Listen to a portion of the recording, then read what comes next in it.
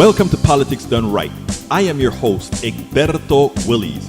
This is a progressive program that will take the mystery out of politics. This is the program that will encourage you to make sure government becomes we the people.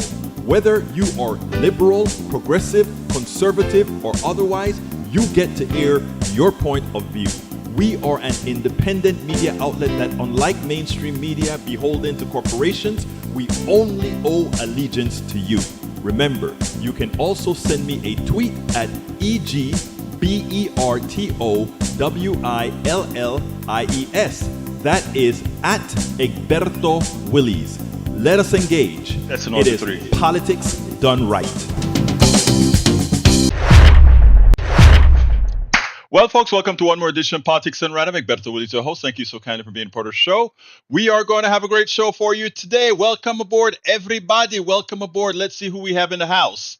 Michael Rudnin from Brooklyn, New York. Welcome aboard. We also have Paul Fleming from Powder Springs, Georgia. Welcome aboard. We also have in the house Joel from Los Angeles, California. Gene Deigel from, I can't remember, but I want to say I think it's Houston, Texas. Bridge MCP from, of course, Binghamton, New York. Bruce Pollard from Kingwood, Texas.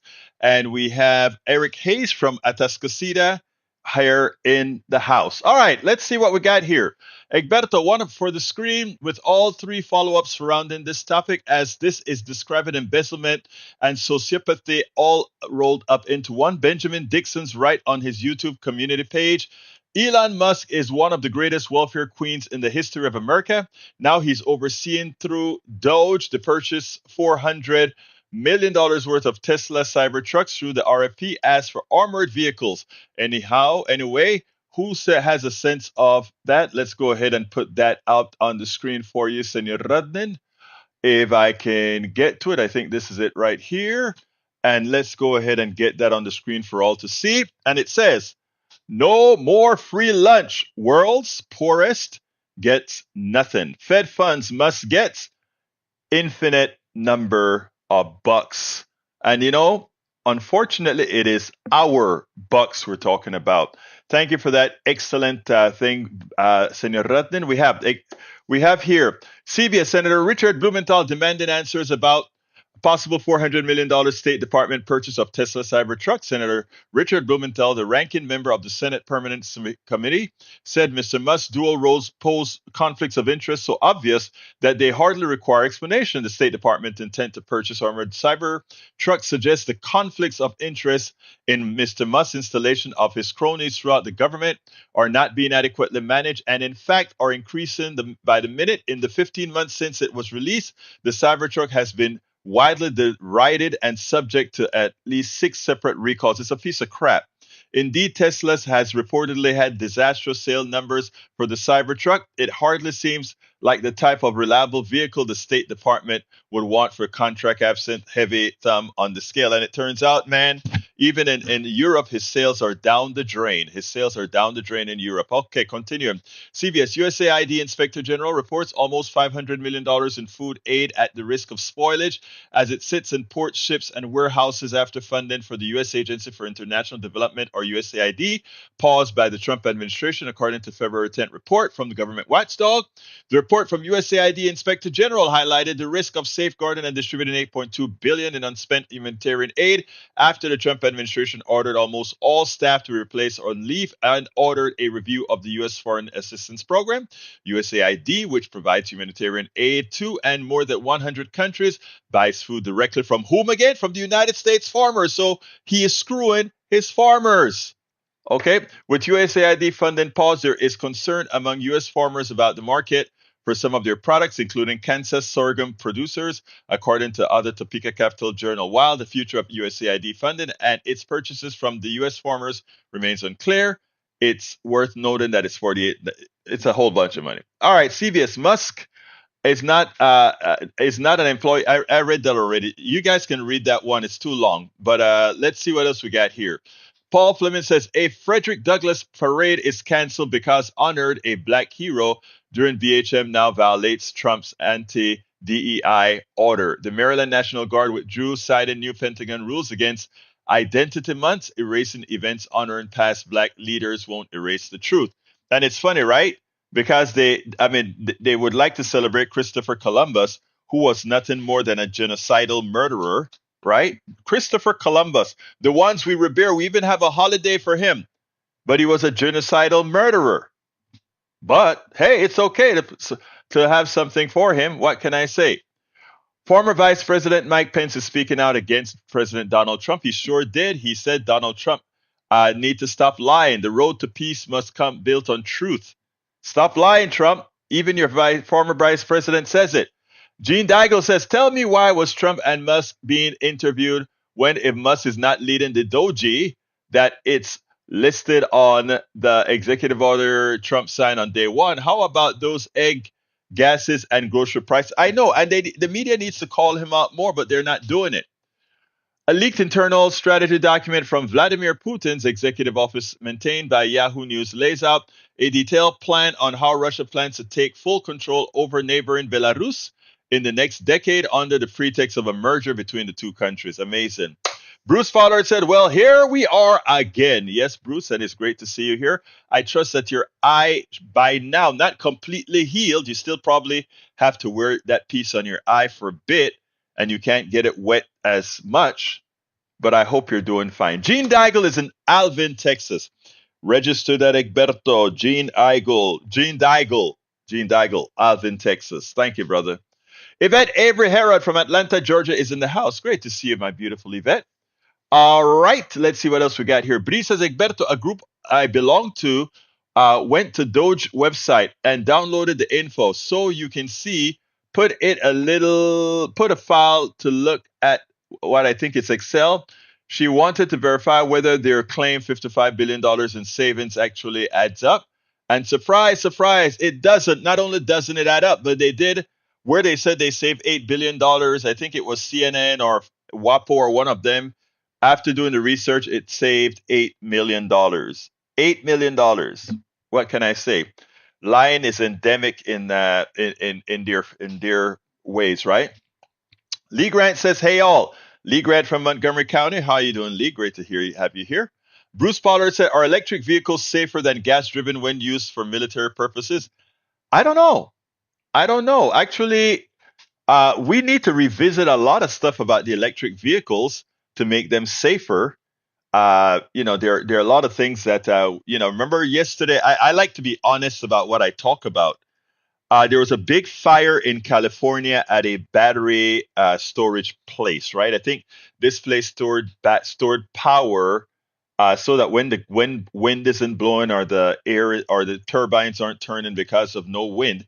If I understand it correctly, I think they store energy. But anyway, there was a fire, and the claim is that these fires are not put out, but they're left to burn. The problem is the oxides and other elements that these batteries left in the soil presents a problem, right? So while it's clean energy when everything works right, I mean, let's be clear. Petroleum energy is always dirty, right? It always gives off CO2. It always gives off nitric oxide and all the other oxides. It always gives these things off. So it is a exponential polluter. Well, I shouldn't say exponential. Well, yeah, we grow exponential, so it's an exponential polluter. While when we have cadmium and these other rare earths that get out of whack in a battery location, that is pretty much something that happens when there are accidents. The same thing with nuclear reactors, right? So we have to get honest about how we look into green energy and how do we mitigate risks.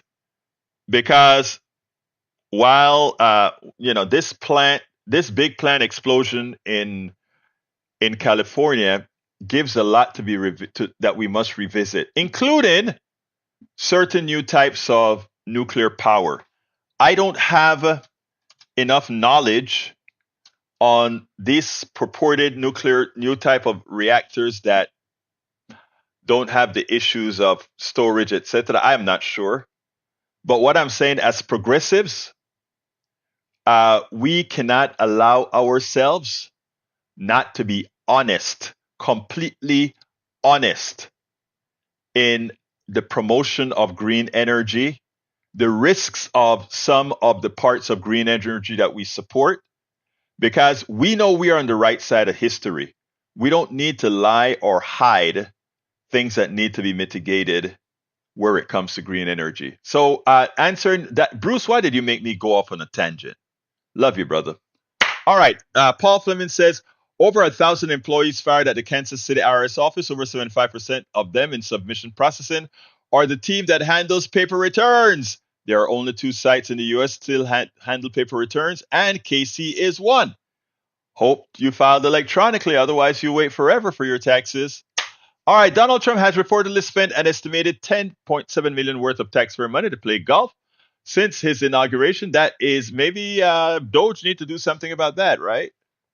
Okay, a friend of mine this is from Steigen Bugenkirk, was saying Trump firing people is legal. He told me to look up Spicer versus Biden.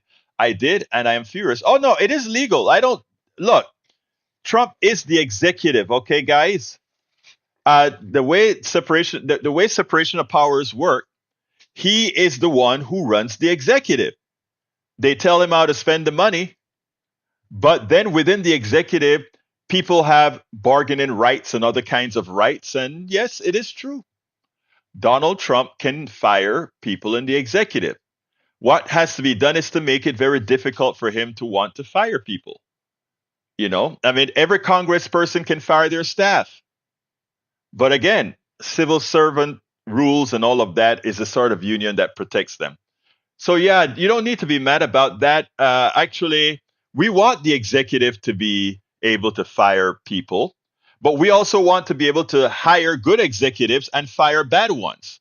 We had fired Donald Trump. Unfortunately, many of the people that he intends to screw, including many of those that got laid off, they voted for him. We did our part. All right. Musk says 400 million people are getting SSI benefits, but they only issued $68 million check. Genius. That is far. Look, I always told you that. Musk is not a very smart dude. He is an economist. Again, his degree is in economics, and he got a BA in, I can't remember what it is. But this is not an engineer, and this is not a very smart guy. Being smart has nothing to do with being a billionaire, right? We all look at Bill Gates. I love Bill Gates. I think Bill Gates is a nice guy. He's one of the nice billionaires, but he didn't earn it either. Bill Gates did a lot of stuff to get his billions. He went to Seattle and stole MS DOS. He didn't steal it really. He had capital. He had 50 grand from daddy or somewhere. And he just bought it out of the guys, not telling them that all he was going to do is license it somewhere else, right? And that's how he became rich. It was a pure capitalist move, not an intelligence move, not an economic, not a science move. It's just a capitalist move. Capitalism has no soul. All right. Melanie Keelan from Barcelona, Spain. Welcome to the program, my dear beautiful lady. Let's see what else we got here. I'm going to have to go down a little bit quicker. You're looking better. Thank you. Oh, so you can see me now, Bruce. No more cataracts to block the view of this big face in the screen. All right. Michael Segberto, that long one you skipped can be put shorthand. Musk is not a cabinet secretary who was confirmed by the Senate. The lawsuit and Trump's reaction means that Trump is directing Musk and his underlings directly so that when Doge messes things up royally, it will be Trump that is eventually held accountable. That's what I've been saying for a long time we need to do, brother Rudnin. That said, Trump has never taken accountability for anything, and it will take another impeachment in 2027 requiring a Democratic majority in order to make him take accountability. Meantime, Musk is diverting food resources from the poorest people in order to enrich himself through the crap-armored Cybertruck sales to the government. You understand this corruption? Yeah, we do. Yeah, we do. Yeah, we do. Okay, let's see what else we have now. Okay, I'm scrolling down. Good AI replying to Bruce Pollard. Good AI Swan. When comparing the safety of military vehicles to gas-powered vehicles. Current research indicates that in terms of occupant safety crashes, they are generally considered equally safe, but EVs may offer advantages in terms of stealth and logistics due to their quieter operation and reduced heat signature, while preventing challenges regarding battery vulnerability and charging infrastructure in combat situations. However, the military is actively exploring ways to mitigate these concerns at advanced battery technology and charging solutions. Thank you for that, Radin. We can always count on Radin to do some research for us. All right, I'm scrolling down. Joe says green energy is better except when, like anything else, greed gets in the way of good technology, profit instead of quality. I love that you said that, Joe. I love that you said that. Right? Anything can be dangerous. Even water can be dangerous, right? I love that you said that. That was an important statement, Joe. Alistair Waters is in the house. How you doing, Alistair from Conroe, Texas? Welcome to Politics Done Right. Hey, E2247. I have never said where you are from. Can you give us an approximation if you don't want to tell us specifically? All right, Bridge MCP said, Paul, his genius programmers didn't know that COBOL language, didn't understand it, so they didn't know the date time interpretation and read it as people over a certain, say, 150 years old. They're not very smart. Julia Barrett says, thank you to Paul Fleming. And Paul says the IRS is like the U.S. government sales and loss prevention department. Despite its unpopular reputation, it generates $415 for every dollar in funding. That's mind-boggling return on investment. Won't you say? All right, what else have we got? Boy, you guys started with a lot of commentary early. Okay, well, Alisaran Dreams from Summerwood, Texas. Thank you, our beautiful Alisaran Dreams, for being here with us. Okay, let's see what else I got here. All right, guys, my daughter sent me a link, and this link, I had to put it into the show today. And let me tell you why. This is a Republican, and I found both the YouTube video. She sent me the TikTok. What I also in the blog for the program, there will be a link to the lengthy 35-minute video. The TikTok is substantially shorter. But the issue here is it's not cobalt, Mike Cisak, it's COBOL. I tell you, you guys are amazing. Anyway, this is important because it shows you that Republican politicians, your general purpose Republican politicians, know the truth. But because of their, what is the word that I want to use? Cognizant dissonant. They refuse to see the answer that is very simple. This congressman, this Republican congressman from Arizona, gets it.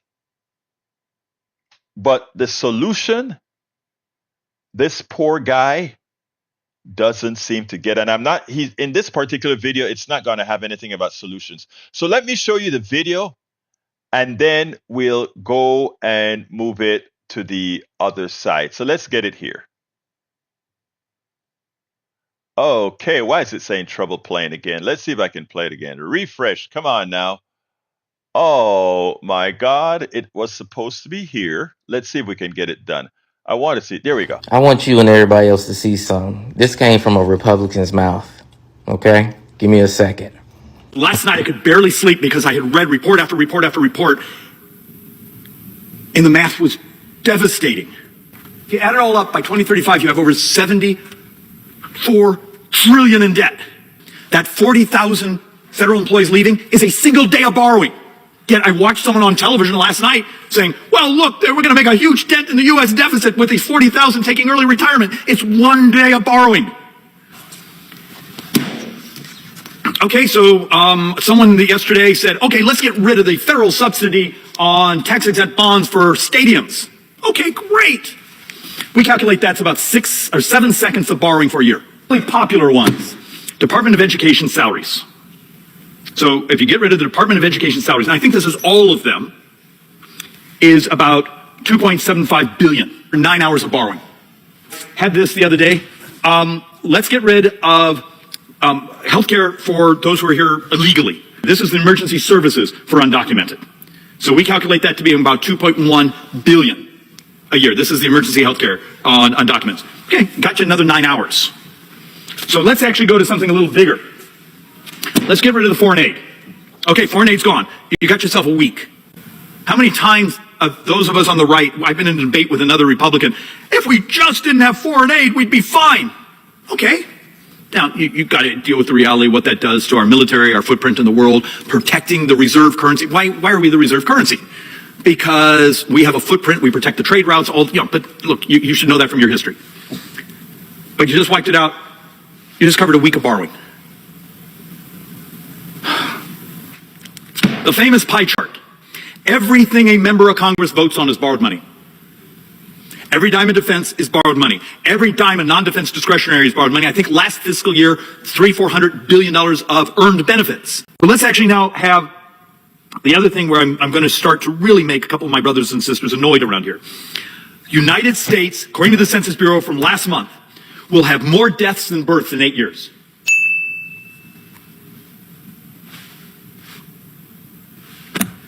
Not a single country in the world, and this is not just the United States, it's basically all the industrialized countries, and much of the world is way ahead of us in this almost dystopian collapse of there being young people.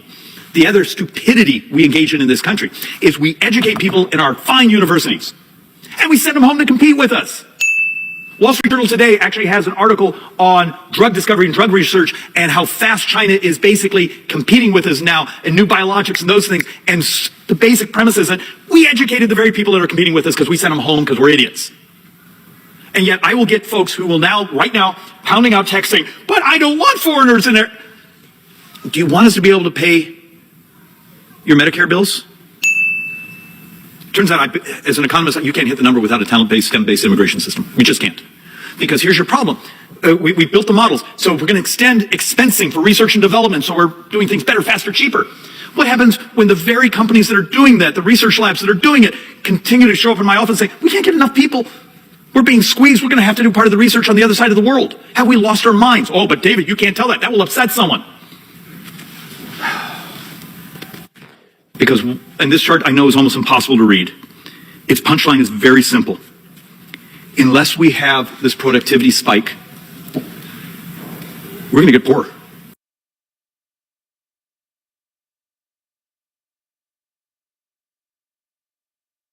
Unless we have that conversation, we're going to get poor. But the problem with what he's talking about, and this is what I want to get, folks. He understands the problem. It's math. You know, I always use that as an excuse. I always say, look, guys, the reason billionaires have no right to exist, it's math. They didn't do it. They didn't create that. It's math. And the same thing with the deficit. Here, this guy is talking about this huge, huge deficit. And what does he want to do? He wants to support Donald Trump, who is about to give a huge tax cut, even as we have a huge deficit. So he knows the problem, but in his dystopian mind, again, he doesn't want to change the tax side of the equation. And he claims that he wants people to get good health care. And what does he want to do over 30 years? Make sure that the increase in tax receipts are greater over time than the increase in Medicare, which makes no in social programs, which makes no sense. Why doesn't it make any sense? You don't declare your you don't put your healthcare based on taxes. You put your taxes based on healthcare. You put your taxes based on the services the society needs to provide. But the other thing is here. They claim they want to do something about the budget. Yet, they don't understand that, wait, why is Medicare exploding? Because we don't have Medicare for all. Why do we spend so much on Medicaid? Because we don't have Medicare for all. Why do we spend because we are taking away 20, 30% of the money, if not more, right off the top. in healthcare. That's why healthcare is so big. If we want to solve the healthcare problem, we could solve the healthcare problem tomorrow. The problem is all the parasites that have been taking our monies all these year after year after year, they will have to stop taking that money. They can no longer get that money because it's free money for them. So here we go. This guy knows it. I was so proud for this clip that the brother put on the screen, right? But I was so disappointed when I went to see the entire video and read the transcript of the video. Because in effect, he knows the problem, but he's also saying, but our Democratic friends want to say, just raise taxes. But that'll have an effect on the GDP. Says who? Let me tell you guys the biggest lie out there. The biggest lie is that tax cuts create more economic activity than spending. It's the biggest lie out there, and we know it. Every economist knows that when you start drawing those curves, it is impossible that tax cuts can generate more income, more economic activity than spending. And why is that the case? That is the case because when an economic activity is determined by how often that dollar circulates. When you give a tax cut to people who already own a lot of money, they don't immediately throw that into the economy. They may invest, not necessarily here in the United States. They may just throw a whole lot of that money in the Cayman Islands. And as we deficit spend to give them tax cuts, they loan us back their monies. So we pay them twice, thrice actually. We give them a tax cut, that's extra money in their pockets. They sell us back the tax cut. It's the form of bonds, debt. So now they get a free stream of money from the best government in the world. The federal government pays them every month to use the money that we gave them back. We borrowed it back from them and then pay them to borrow it. And on the corporate side, when they are that causes those stock prices to go up. And what is that called again? Capital gains. And when those prices go up, guess what? Capital gains are not taxed at the same level of standard income. And if you keep it as capital gains, or rather, if you keep it as stocks and just loan your stocks to an insurance company, and that insurance company give that stock to an insurance company, and then that insurance company loans you money, you know how much you're responsible in taxes? Zero. Our MAGA folks get screwed so badly by a system they do not understand. And by supporting these guys that support these policies, and by the way, our neoliberal Democrats do the same. I'm not taking them off the hook at all. All these financial instruments are there to support the wealthy, and they're supported by neoliberal in both parties as well as by MAGA in groves.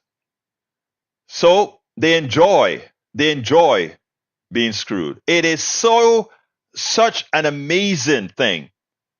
So that Republican guy, that Republican congressman, his name is David Schweikert. David Schweikert, Republican of Arizona. Have the link to the YouTube that you should all read. It's about 35 minutes long, the YouTube version of what I just played. And I think it's instructive because he knows that Democrats are going to come back and say, let's just tax a little bit more and let's go ahead and socialize our delivery of medicine, meaning that we pay the bill, one pair. And that saves us all billions upon billions. I mean, it's been the calculations have been run over and over again. So this isn't conjecture. We understand what it's going to be all about, but you have to be willing to do it. And this congressman, while he understands the problem perfectly, he fails to talk about a solution. All right. Yesterday, I was once again very proud of Jasmine Crocket. Jasmine Crocket, after listening to Jasmine, I wanted to say, hey, Congresswoman Jasmine Crocket, have you been listening to some of our TikToks? Because you know what? When we talk about the hospitals in rural zones, when we're talking about going and talk to our MAGA brothers and sisters in the rural zones, you know, so many Democrats just say, let's not do that. Let's just maximize our base. To which I said, hogwash. We need to talk to everybody because our policies support everybody. And man, Jasmine Crocket, Congresswoman Jasmine Crocket knocked it out of the park. Let me play that. Leaders like Jasmine Crocket in the Congress gives me hope that the Democratic Party, if they follow her lead, will do well. You know, right now, everybody is in limbo, but she's out there in the field with the proper communication, with the proper narrative. And today, she gave a doozy on Chris Hayes' show. It was today narrated by Ali Velshi. But I want you to listen to this, and then we'll take it on the other side, because this is extremely important what she's saying. It is something that I've been preaching now for several years, and it just seems like the Democratic Party, run by all the wrong consultants, refused to do what needed to be done. And she nails it. Check this out. A lot of people are talking about, you know what, we just are looking forward to the midterms. We only need 3 more seats. I'm sure everybody's tired of getting emails, text messages, phone calls, trying to raise money. But the reality is that we have an opportunity right now. I know that a lot of people look at these seats that are available, which there's going to be a total of 3, and they say these are deep red seats. But here's the thing. We saw that in the state of Iowa, they swung a seat 27 points so that a Democrat could win. I say we have nothing to lose. We need to go out. We need to talk to those people that finally understand that the only mission that Donald Trump has is making sure that he can line his pockets, line Elon's pockets, and any other billionaire, all at our expense. It's not just going to be the people you dislike that are going to miss out on their Medicare, Medicaid, or their Social Security. Or down in the state of Florida, where 2 of these seats are, they are talking about getting rid of FEMA. It is time to wake up. And it doesn't mean that you're a Democrat if you vote Democratically. So this is where I want to get to. Who's the audience to swing some of these states? Is it progressives who understand that their priorities are being crushed? Or is it people who voted Republican, to whom you say, you didn't vote for this, did you? Exactly. You didn't vote for Elon Musk and a guy named Big Balls to have your documentation. Yeah. How does that message get out there in a way that entire audience hears it? I think that you're right. Definitely the entire audience. I just don't know how many progressives exist in Matt Gaetz' former district, right? But I do think that there are farmers in that district, farmers that are concerned because they rely upon monies as it relates to USAID and other monies that are now being dismantled. And it means that you may lose your family farm. It may be bought up by a corporate organization. And so I think just having very real conversations, we've seen people who have talked about, well, we don't want you firing the people at the VA, or maybe it's somebody that has to fly all the time. And they're concerned because we have a record number of planes literally falling out of the sky because he decided he was going to appoint some guy from Fox to be over transportation. But at the end of the day, there were those that never believed that we could end up with 2 senators in the state of Georgia, and we did.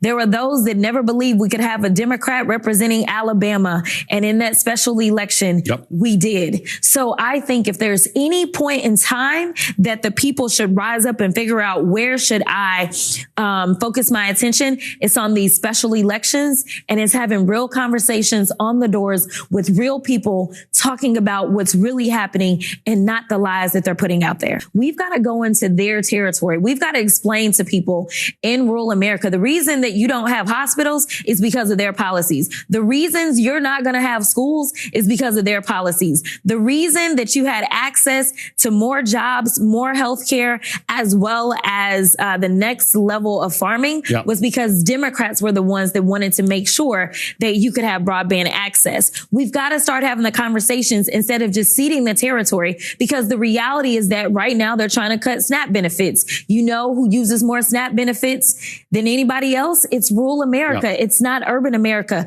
We have a story for every single person who's not a billionaire in this country, and it's time for us to tell it. Jasmine Crocket nails it. Yes, you have to go into every neighborhood, every district, every single part of this country and earn those votes. We have a lot of work to do because we have seeded rural areas. We have seeded many in the working class for so long that we have to build up a level of trust that's going to take some time. But as she pointed out, that district in Iowa that was completely turned around, what Americans are starting to see with this complete decimation of the United States agencies, etc., many of these people, when they realize, oh, by the way, I am on SNAP, my parents are on SNAP, a few of my people are on Medicaid, my mother's on Social Security, when they start figuring out all these things, that it actually affects them more than anybody else. And of course, we must add that we should not forget that Donald Trump promised that on day one, grocery prices would fall. On day one, he would do all these great things. Yeah, hyperbole, of course. Does his people believe what he was talking about was hyperbole?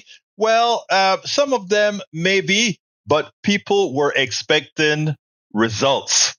They knew, many of them knew they were making a bad choice, but at least they thought they were going to get some sort of result to justify the error that they made. So it leaves a crack in the door for you to go in there. And as you know, all the Republicans right now are Trump sycophants, whether they really are or not.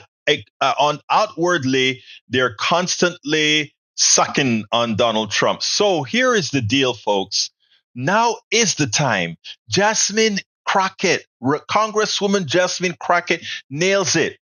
Those 3 House seats that are going to be up for election, we could have a monumental change in the next few months where Congress flips from Republican to Democrat, if we stop seeding folks by saying that's a red county, that's a red district. Go earn that vote. Let these people in these rural areas, in these very red areas, understand that what you're bringing is not hope. You're bringing solutions. What you're bringing are not lies. They are solutions. And you know what? After seeing Trump in action for just 3 weeks, and after they would have seen him in action for just a few months, I am pretty sure they're going to say unified government right now with Trump at the head, it's not going to work. Jasmine Crocket, Representative, Congresswoman Jasmine Crocket, the best communicator in the House. Actually, the absolute best communicator in the House. And Gene Daigle, thanks for calling those out.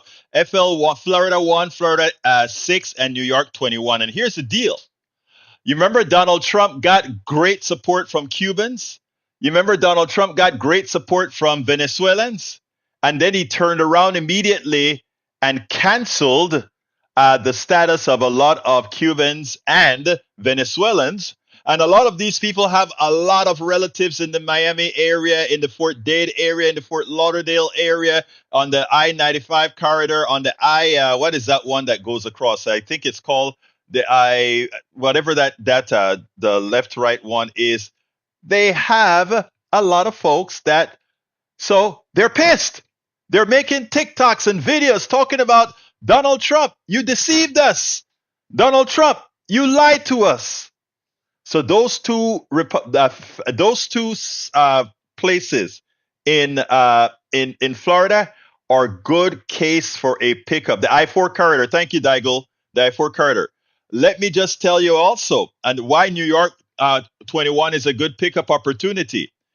Look up the word SALT, the sales tax that a lot of these people buy homes and they used to be able to write off their sales tax. So in order to give the big shots a big tax cut, they took away the little tax cut for sales tax on homes and cars and all of that mainly went supported folks in the Northeast that have these higher taxes.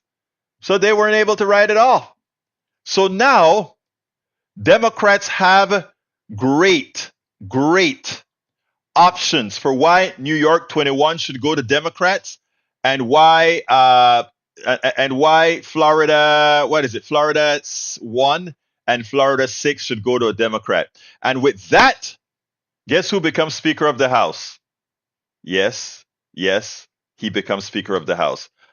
I didn't call the name. It slipped my mind. Anyway, so yes, folks, it's right there. And that is what she's talking about. That is what Congresswoman Jasmine Crocket is talking about. And by the way, Joanne, thank you for giving me a call out on my buddy this morning. Okay, what's wrong with my mind today? Tom Hartman, thanks for giving me a shout out on Tom Hartman this morning. I appreciate you for that. Anyhow. Oh, by the way, folks, I have a new tier on YouTube. So anybody on YouTube who wants to subscribe today can subscribe for that YouTube. When you join YouTube today, I have a new tier. We have the $2.99 tier that gives you the site on the website that gives you the access to all the early stuff or stuff that is just for our members. But now we have the 99 cents one. So if you are listening to us on YouTube, consider joining us. Consider helping us promote this progressive message and enlighten people, including some of our MAGA brothers and sisters in the chat. We are here every day, twice a day. Consider clicking that join button. It's 99 cents to be a paid supporter, and we give you a few perks for that. Of course, we'd like you to subscribe to our newsletter. That you can go to politicsandright.com/newsletter to do that. Anyhow, let me get back to the read, and I think I saw something here that Brother Radin asked me to read, but I can't find it. I want to put my last two comments together. That's the wrong one, I think. Let me see if I can find it, because I like to. Radin does a lot of research for us, and Bridge MCP. So for those who always go and look those things up real quickly, I like to make sure and give them their kudos on the screen. All right, Egberto, image for the screen from Paul Fleming's article. Let's go ahead and put that there. All right, let's go again and put that here. All right, allocated. Oh, that didn't that fly? Yeah, that should be there now. Let's go ahead and put that on the screen. All right, waiver in support. Allocated bilateral aid to Ukraine cumulative. European countries gave approximately 100 and that looks like between 120 and 140 billion, while the United States gave between 100 and 120 billion dollars. And you know what is so sad about that? A lot of that money, including the ones from the Europeans, came right back to United States, because where do they get their guns again? The United States of America. That's where they get their guns and their bullets. Well, France does their own thing as well, but still, they buy a lot of our stuff. Look, so let's go ahead and see what else we got here. Bear with me, folks. Bear with me. I'm still trying to get all this stuff put together. All right. He had another picture image that he wanted me to put up. Is that right? Let's see if that's a different one. Oh, that's the story itself. Which countries provide the most and least support to the Ukraine? All right. Thank you for that, guys. Thank you for that. Let's get back to the screen. All right. Let's get back to what else we're talking about here. All right. Para ver.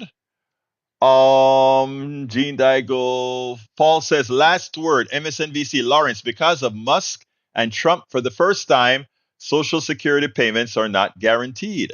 Okay, got you. All right, Rudnin Rudnin threw me a mulligan. Here he goes. Egberto, please read this one out for your conservatives in the chat. It says the following.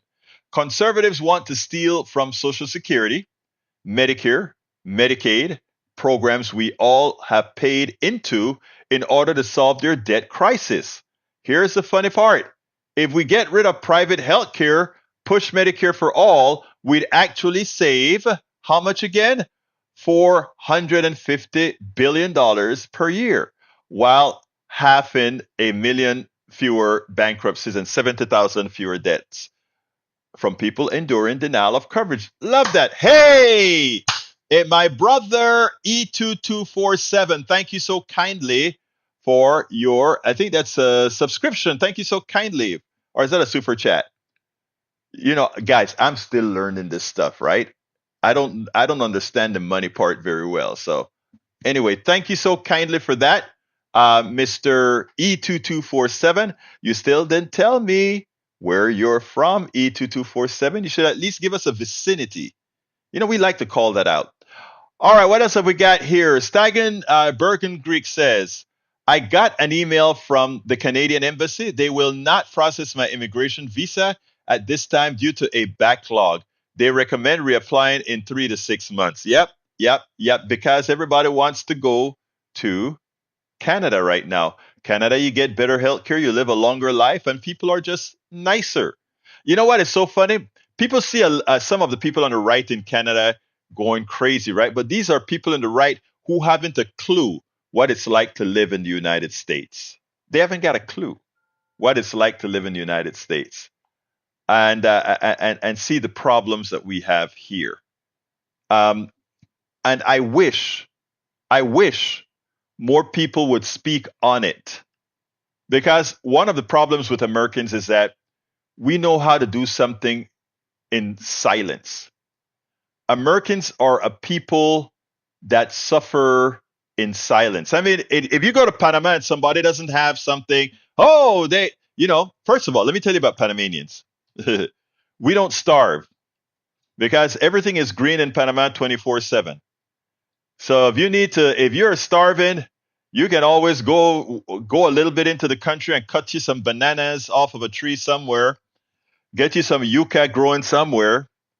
You know, there are always ways for you to eat in Panama. That's why you don't see people starving in Latin American countries, right? You don't. Now, you may ask, so what happened to Africa? Africa is a different story with how colonization has evolved there. Africa had some of the worst colonists, period. I mean, all colonists are bad, right?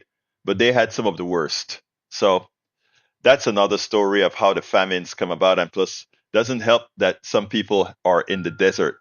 Patrick, thank you so kindly, my dear brother. We are 2 out of 10 for the goal. 2 out of 10 for the goal. I love you, Patrick. Love you, E2247. We can still hit that goal, guys. Those of you on YouTube, we're 2 out of 10. Anyway, so yeah, folks, look. We're in the same boat. And anybody want to call can call now, by the way, because I don't have anything else to. All I'm doing now is rambling. Because I'm done with my videos. I'm done with the actual stuff that I want to put out. The last story is too long for me to go into and start right now. So if anybody wants to call at 281-823-7747, please feel free to do so. The platform is yours. If you have something that you say, if you want to complain about something that I've said, whatever, the platform is yours. 281-823-7747. One more time, 281-823-7747. All right, let's see what else I've got here to read. Thank you, Patrick, and thank you, E2247. My goal was 10 out of 10. We are at 2 out of 10. All right, let's see what we got here. What else have we got here? Getting a phone call. See you tomorrow. All right, Michael Rudnin. We'll talk tomorrow. We started in Africa. Humans change forests into deserts. Yep. All right. I'm scrolling back up to see what else we've got. Um, yeah, Trump did eliminate salt in 2017, so that is on Trump. And we have Brother Magner on the line right now. So, Brother Magner, talk to me. Well, you were saying that Africa was different, and yes, it was. That's arguably where civilization started. Mm-hmm. Since human beings were there the longest, that's why it's a desert. True. If you read literature, if you believe it, that's 2,000 years old. They call it the land of milk and honey. We consumed and overbred, and we turned forests into deserts. Oh, so you're saying that the Sahara, you think was a forest before, right? It was not a desert, for sure. Okay. And I mean, the story of Gilgamesh says a lot. The treasure that most Middle Eastern kings and civilizations saw was lumber. That was where they got their start. The Lebanese flag has a cypress tree on it. Mm-hmm. The roads were first constructed on dead trees. They would split trees and they would create roads with them. And that's we denuded forests, and then we had poor agriculture where forests used to be, and forests only have a soil depth of 3 to 6 inches. It's sand underneath it. It's a closed loop. A tree drops leaves.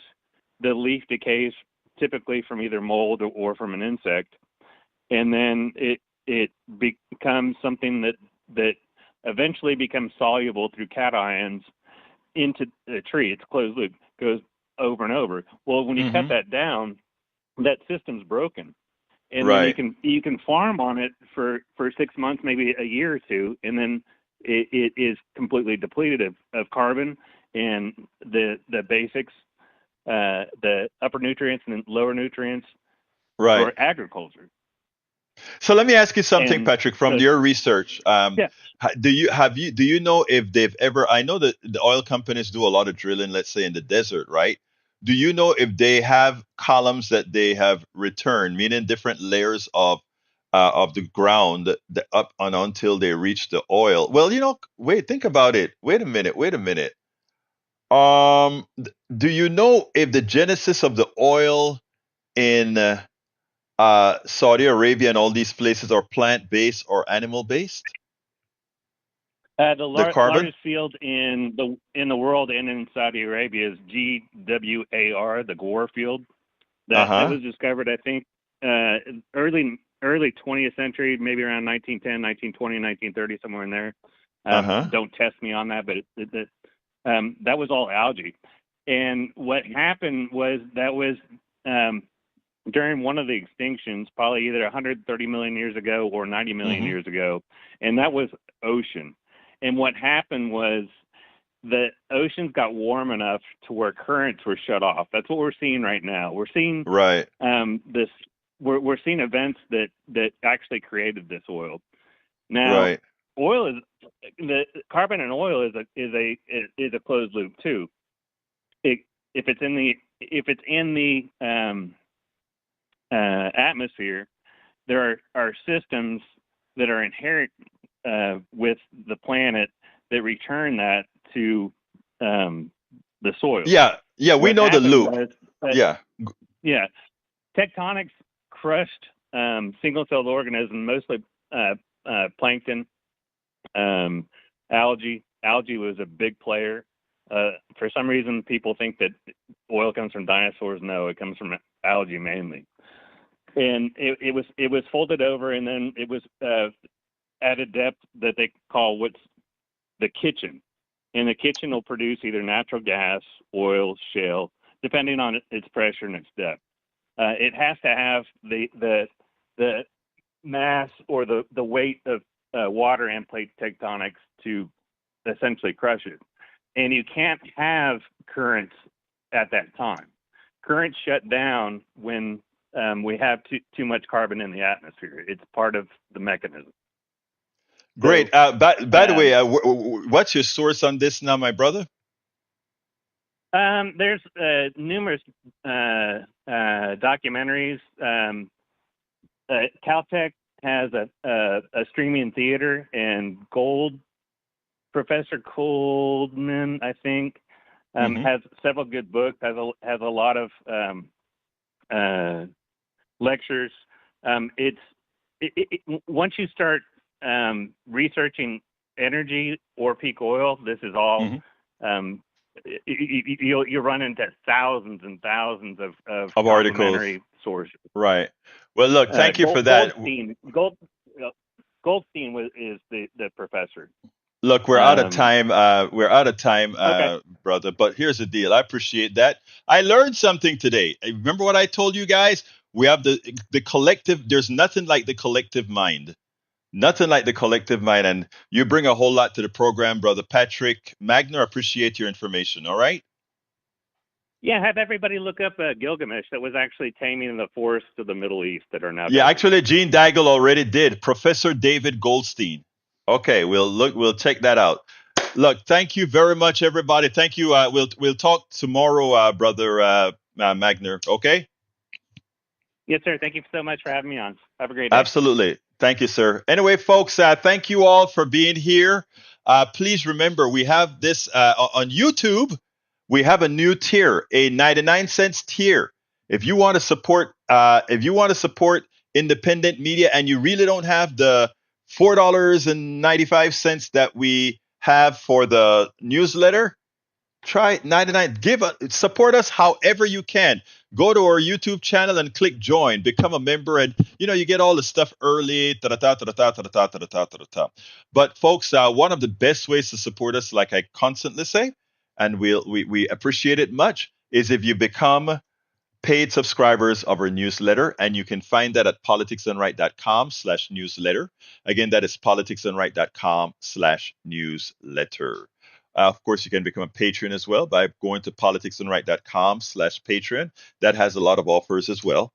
But again, politicsdoneright.com/newsletter. We're trying to build up that base. And Gene Daigle, thank you for the information. I am going to bookmark that and add that to my reading repertoire, because again, you guys, collective mind, us informing each other, there's nothing like that.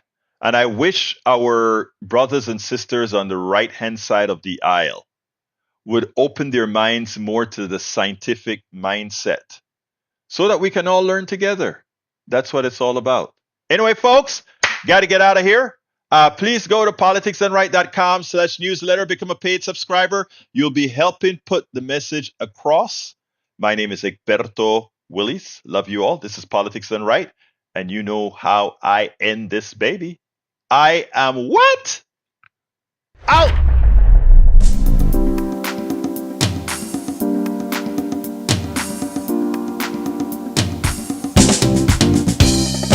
Welcome to Politics Done Right. I am your host, Egberto Willis.